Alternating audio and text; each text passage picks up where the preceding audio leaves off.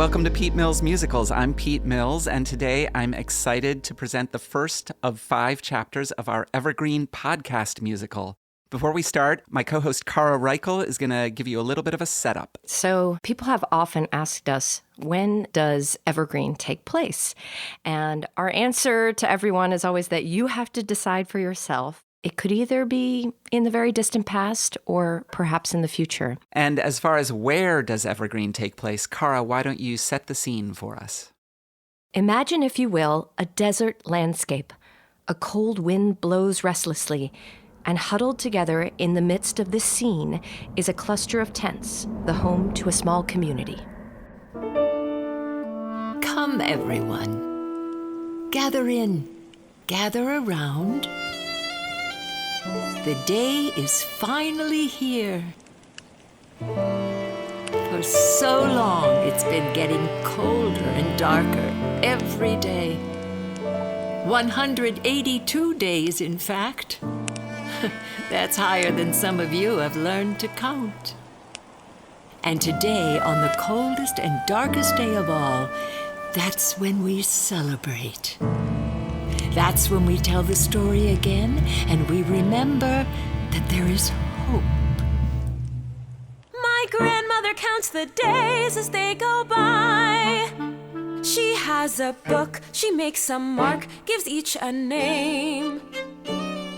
Sometimes it's a Saturday or something called the 7th. Sometimes it's December the 11th. My grandmother counts the days, I don't know why, when every day from dawn to dusk is just the same. Mother says it's meaningful, but I agree with Father. I don't see why anyone would bother. Time goes by, my uncle's beard gets grayer. In a while I'll be shorter than my brother. Each new day is no different from another still. My grandmother counts the days, I don't know why. My grandmother counts the days as they go by, until it's here. That day that she calls the best day of the year. Aren't you done yet, Maya? Your father will be home any minute now. Almost. How far do you think he went today? I wonder if he went east. I've never gone past the dunes, but he promised to take me the next time he goes. Less daydreaming and more sweeping. Why does it matter if the floor's clean? Because tonight is special. It doesn't seem any different to me. What's so special? Maya, do you have to be difficult? Today of all days? I'm not being difficult. I'm just asking a question. It's almost time for the gathering. You don't want to miss your grandmother's stories, do you? I've heard all her stories before, Mother. But it's a tradition. Everyone else will be there. All the children. I'm too old for that stuff. Please, Maya. It means so much to Yamma. I just don't believe in it anymore. What don't you believe? Any of it. It's fine for Joshi and the other kids, but grown-ups don't believe in those things. I do. You do? Of course. I've never seen them, but I know Yamma has.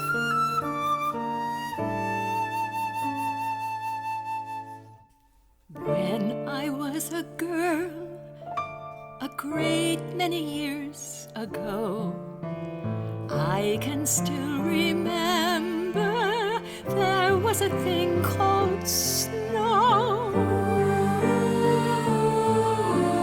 There was a thing called snow, falling from a cloud to blanket the land below. In a time known as December, there was a thing called snow. A great many years ago, there was a thing called snow. Powdery and white, slippery and wet, softer than a grain of sand, glittering in flakes, tickling your cheeks, melting in the palm of your hand. Once in a world I used to know, there was a thing called snow. Okay, let's pretend snow existed. What would it be made of? Well, Yamma says it's a kind of water. Water comes from the ground, not the sky. But you've seen a cloud, Maya. That's made of water. Just like steam from a kettle.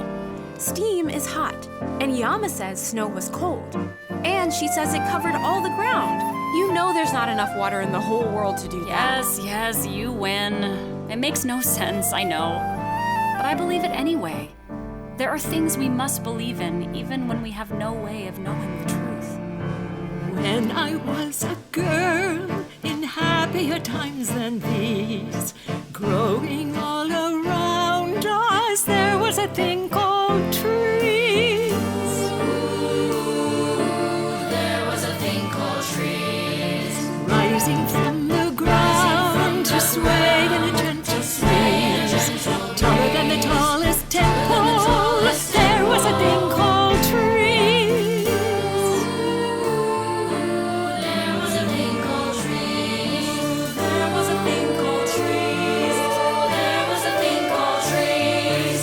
Everywhere they grew, beautiful and green, canopies of shade were spread. Every little leaf trembling with life on the branches overhead. Once in happier days than these, there was a thing called trees. And there were so many kinds. Birches with silver bark, willows with their gently drooping boughs, pines and firs with their shiny, sharp needles. Needles? Like for sewing? Yes, Joshi, but softer. I'd stay away from those. Oh, but they were the most special kind. We called them evergreens because they stayed green all through the winter. Weren't all trees green? Some of the time, but not always. Once every year the snow would fall, and all the trees would seem to die. Once there was something we called seasons. There were reasons why. Soon there would be a new rebirth, and all the earth would come alive for a thing we called spring.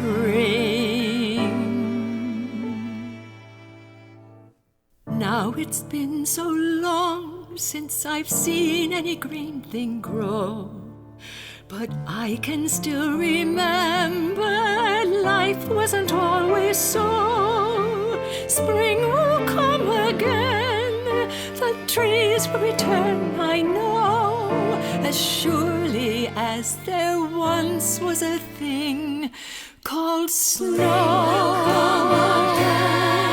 As surely as There once was a thing called snow.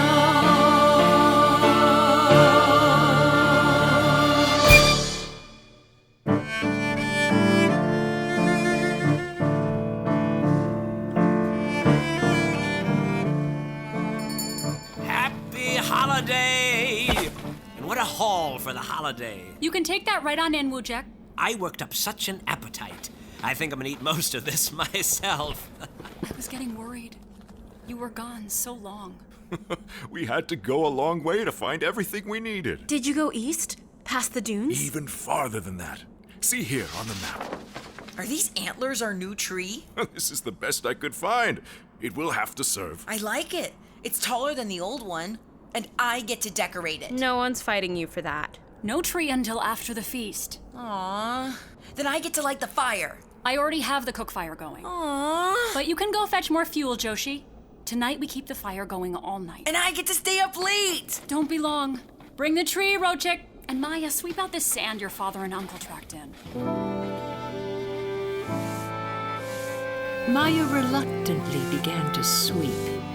But as soon as she was alone, she dropped the broom and ran to her father's pack, which he had left behind. She grabbed his map and spread it out on the ground.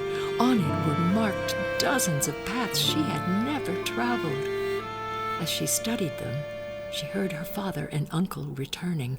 Maya quickly rolled up the map and found a hiding place to listen in. We shouldn't be feasting when we don't know how much longer we'll be able to find food. But it lifts people's spirits. One night of feasting gives us courage to face another year of famine. And think of the children, Rodzic. What else do they have to look forward to? I do think of the children. And I wonder what kind of future there will be for Maya and Joshi. Every day we have to go farther and farther to gather supplies.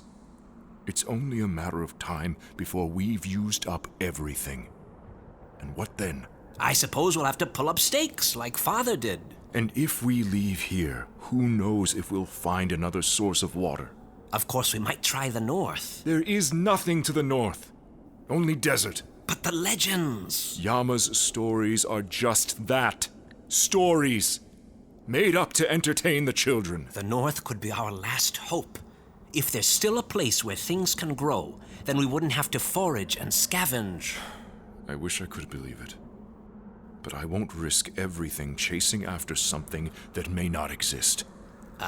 Careful, Rodzic. I think the walls may have ears.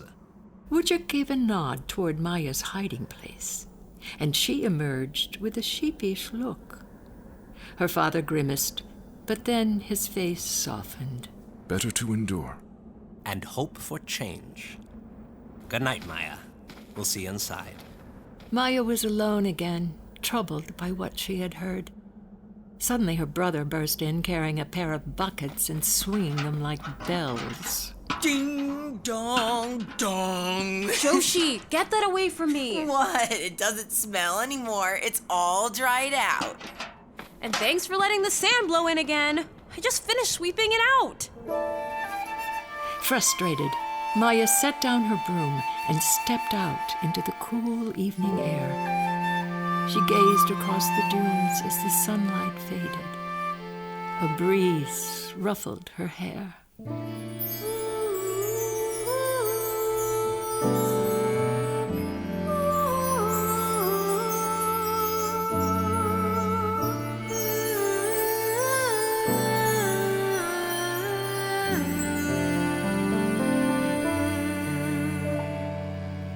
Desert winds, you come to me from somewhere far away.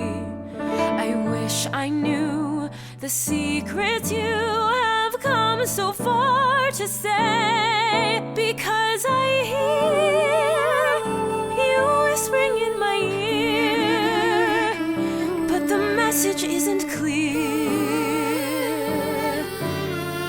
Desert winds, this land of mine is dry and still as death. But when you're there to stir the air, there's sweetness on your breath. And I wonder if the place you come from is beautiful and green. And I wish that I could race beside you and see the things you've seen. If I could run faster than the winds blow, go everywhere they've been, I know I would find the answers there, where the winds begin.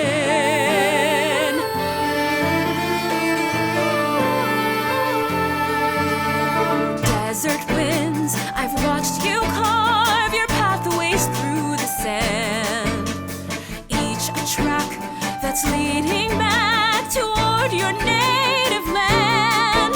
And imagine if tomorrow morning I boldly venture forth. I could follow on those winding pathways to find what's there up north. And I could run faster than the winds blow, go everywhere they've been. No walls could ever hope to hold me in. If they're real, let me see the snowflakes, feel them falling on my skin.